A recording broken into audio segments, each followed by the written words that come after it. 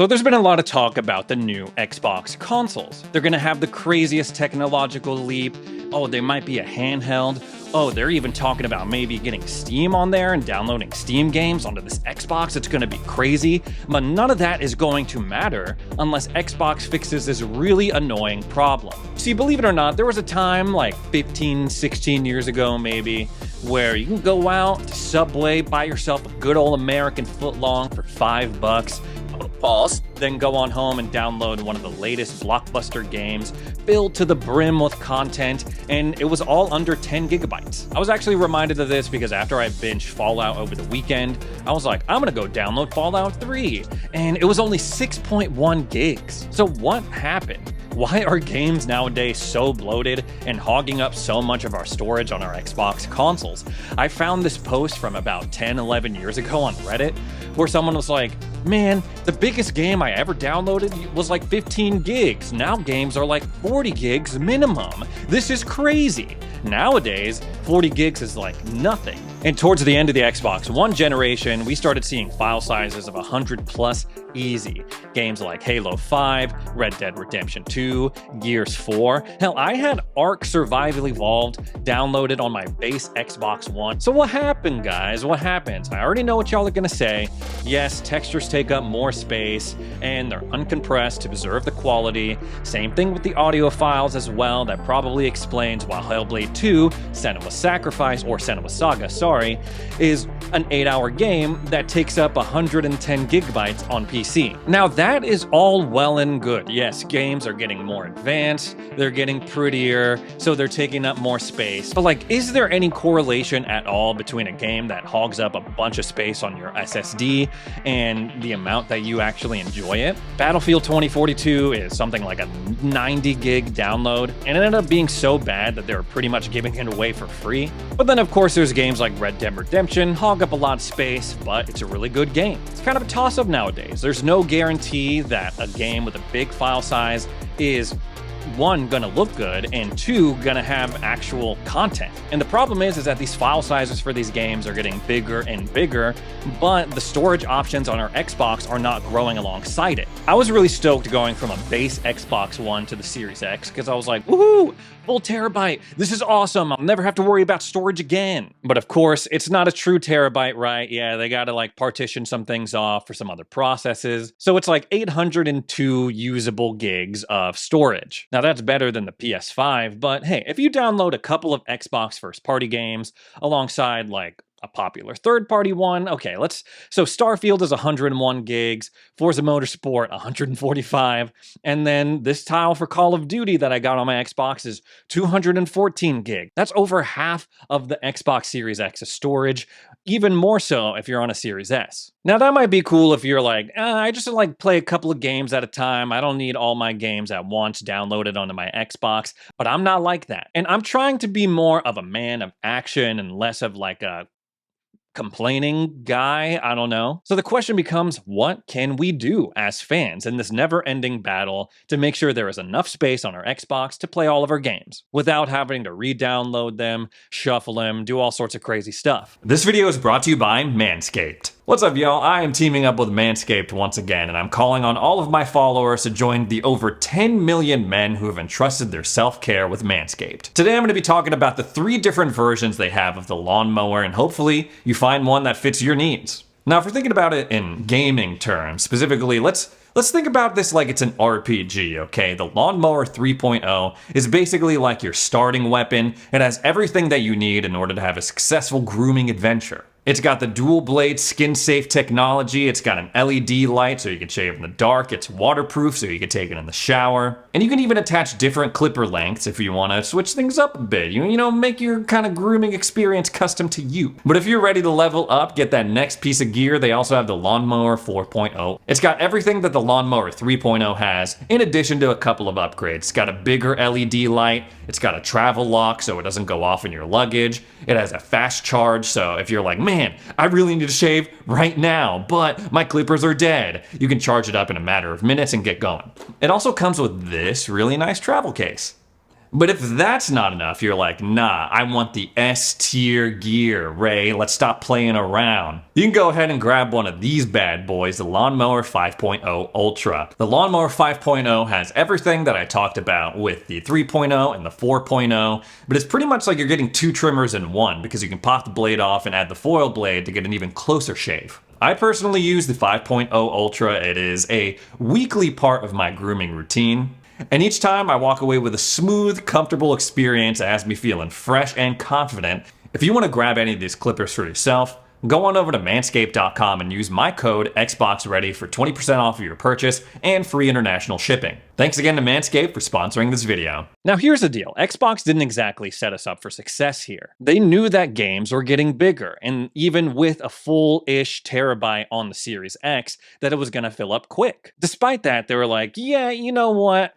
Let's make it to where if people want to upgrade their storage, they gotta buy a very specific expandable card. Because our firmware is proprietary, so I guess the obvious thing to do if you are having trouble with your storage is buy one of these cards, either a Seagate one or a Western Digital one. Now I'll admit, I was pretty adamant anti-Seagate, anti-WD Black, anti these cards. Because like, why should I have to shell out hundreds of dollars to expand my Xbox's storage when over on PS5, you can go pretty much find anyone on the street and buy an SSD off of them and pop it into your console. And now I know that's not really the case. People are going to be in the comments like, well, actually, you got to make sure the heatsink is compatible and blah, blah, blah, blah, blah. But y'all know what I mean. It's just not fair. And I waited a while for prices to fall or a certain sale to go on. And they kind of did once Western Digital entered into the market and had their own version of things, but not by much. But then I had an idea to do this video where I compared the Seagate card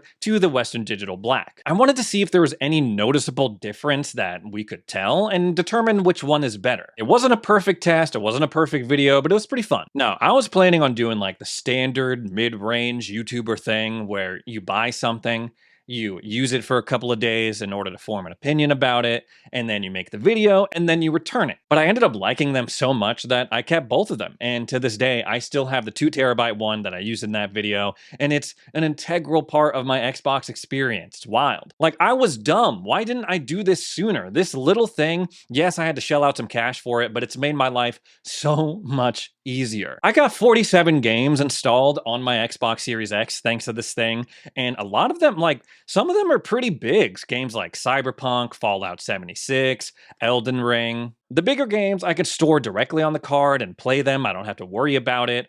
Or it kind of sorts itself out, like between the internal storage and the card. It's just so easy. Yes, I had to pay for it, but it's a true plug-and-play situation. Of course, that's not going to be for everyone, right? Like, you've already spent money on the console, on the games, on the controller, maybe your Game Pass subscription. I don't know. Why would you want to spend more money on something that's not nearly as exciting or fun as any of those things I just mentioned? But of course, if you have a regular SSD or hard drive sitting around, that could work too. You can store any game that you want on it. You can play older games like Xbox One and older games off of it. And of course, if you want to store newer games like optimized for Series X and S, you can go ahead and move them over to your internal storage whenever you want to play them. I feel like an underrated way to deal with this as well is using Xbox Cloud Gaming. And yes, I know I've been pretty hard on Xbox Cloud Gaming over the past few months. They've just been doing a lot of questionable things. I've been critical of them. But using it on your Xbox console specifically could go a long way in helping you preserve some of that storage space. It's a super underrated feature because, one, when we talk about cloud gaming, I feel like we talk about it like it's something that you only use on the places where you don't have an Xbox console, right? Your phone, your laptop, your TV. But since they brought it to Xbox Ones and Xbox Series consoles back in 2021, they also kind of low-key brought back the video game demo. And in my opinion, that is the coolest way to use cloud gaming. Y'all remember game demos, right? They used to come in like magazines. They used to come in other games that you bought. It was a way for us to play and explore games without committing to buying it. And this right here, using cloud gaming to play a game in the Game Pass library before you download it, it's like the modern version of that. Scrolling through the Game Pass library gives me that feeling of I'm strolling down the aisle of a Blockbuster, looking at all the cover art, deciding on what game that I'm going to spend the weekend playing. And it's like one of the only things that Xbox has made super straightforward. Like you click on the game in the Game Pass library. It brings up the game tile, and then it has a little cloud symbol that says Cloud Play. You stream the game through it, you play it, you make a decision on, do I want to sit here and wait for this huge, big-ass game to finish downloading? Now, this works perfect for me because my Xbox is connected straight to the internet via Ethernet. But if you have spotty internet, which probably makes you apprehensive about downloading big games in the first place, streaming a game probably not the option for you. And by now you're probably starting to sense a theme. With every little thing that I'm talking about, I'm adding a little asterisk, right? I'm like, well, you could buy a Seagate card, but it's expensive. Well, you could use a hard drive to store your games, but you're going to have to move them back and forth to your Xbox when you want to play them. Oh, you could use cloud gaming in order to mitigate the storage space conundrum, but if you don't have good internet, you're shit out of luck. And oh yeah, honorable mention, you can buy like a fake chassis on Wish or Temu and then put an SSD into that and try to trick your Xbox into thinking that it's an external storage card. Did not work for me. Maybe might work for you. I don't know. I've heard some people say like, oh yeah, I got it to work easily. Didn't work for me. Microsoft, notorious for locking down their tech and their firmware with proprietary stuff. So for me, I'm like, I don't know. I'll just try something else. But yeah, there's no ideal solution really unless you want to spend a bunch of cash. And sometimes I'm willing to do that. Other times I'm not. I go back and forth with this with Jimmy Champagne all the time because me personally, I am a dude, I'm not cheap, but I'm a dude that likes a deal. I'm always looking for the deals. And one day I was talking to Jimmy because I was like, Jim, should I buy the Pulse 3D headsets? They're on sale. They're like $70 right now. Or should I buy these InZone ones that are like, I don't know, like 150, 160? He was like, dude, I would go for the InZone ones. And I was like, man, but the Pulse ones are $70. How different can they be? He was like, dude, if you're going to be using it, you should just go ahead and spring for the InZone ones. I was like, meh, whatever. I'm going to buy the Pulse ones and I'm just going to move on with my life. Now I'm like, man, I should have got the InZone ones. I should have got that. Give me that. What? Give me that. These Seagate cards are kind of like that situation. It's like, I know I'm going to use it every day, so this is going to be worth it. It made my life easier. But wouldn't it be nice if we didn't have to deal with that? If we didn't have to deal with these imperfect solutions? I'm sure a bunch of people feel the way that I do. And that's why it's so important that Microsoft addresses this issue with the next generation of Xboxes. So the question becomes, what can Xbox do for us? And the answer could lie in whether or not Xbox decides to crack this thing wide open. Phil Spencer mentioned in a recent interview that he was like, man, I don't want just the Microsoft Store on Xbox consoles anymore. Let's get the Epic Games Store on there. And then people are like, why stop there? Let's put Steam on there, which sounds pretty dope. It would basically turn them into mini PCs. This, combined with some other moves that they're making, has led me and some other people who cover Xbox to believe that they're going to go with a truly open next-gen lineup. Basically, they'd have these consoles that are like Windows devices that would play the PC versions of Xbox games. They'd emulate them. Of course, it's all just speculation now, but you know what would be really nice if that happened? If they opened up the storage options too. When you build a PC, a gaming PC, you don't have to buy an SSD from Seagate. But if these next Xbox consoles are going to be mini PCs, a handheld PC, it would be nice to have access to those other options. It's something that you can do with the Steam Deck now. Yes, it comes with its own internal storage, but you can also go with an aftermarket option and upgrade the storage that way. If Xbox is going to have their own handheld next generation, that would be an amazing feature to have access to. We also know that Microsoft, for better or for worse, is messing around very, very seriously with AI. They want to integrate it in all aspects of their business, including the gaming division, including Xbox. There's a lot of talk that AI upscaling is going to play a huge part in the next generation Xboxes, and we also know that they have a partnership with In-World AI, who specializes in NPCs generated by AI. They're trying to give these studios AI tools so they can speed up production. And if we see more AI in our games, would that theoretically reduce the file size that we need to download? If everything is AI generated right there on the spot, we'd really just need the AI part, right? I saw this thing on Pure Xbox that was a survey of like, do you avoid downloading games that have a big download size?